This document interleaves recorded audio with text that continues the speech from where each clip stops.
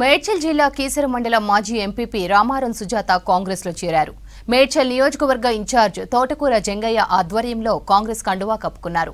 రామారం సుజాతతో పాటు BRS party ప్రధాన కార్యదర్శి సింగారం నారాయణ కార్యకర్తలు కాంగ్రెస్ లో చేరారు. ముఖ్యమంత్రి రేవంత్ పాలనకు ఆకర్షితులై ఇతర పార్టీల నేతలు కాంగ్రెస్ లో చేరుతున్నారని జంగయ్య యాదవ్ తెలిపారు. పార్లమెంటు ఎన్నికల్లో మల్కాజ్గిరి నుంచి సునీత మహేందర్ రెడ్డిని భారీ మెజార్టీతో గెలిపించాలని పిలుపునిచ్చారు.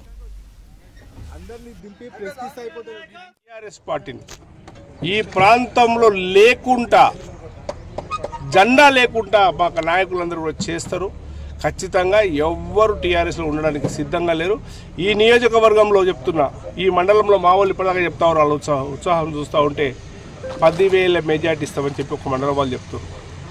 మొన్న మాకు 30,000 మైనస్లో టీఆర్ఎస్ గెలిచింది.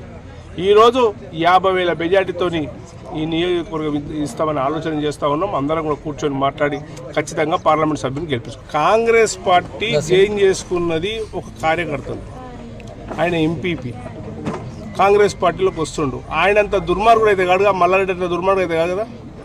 అటువంటి దుర్మార్గులు మేము రానియమని చెప్తున్నాం. కానీ ఎంపీపీని, జెడ్పీటీసీని మా లోకల్ నాయకత్వంలో మాట్లాడి అందరినీ పార్టీలోకి తీసుకుంటాం.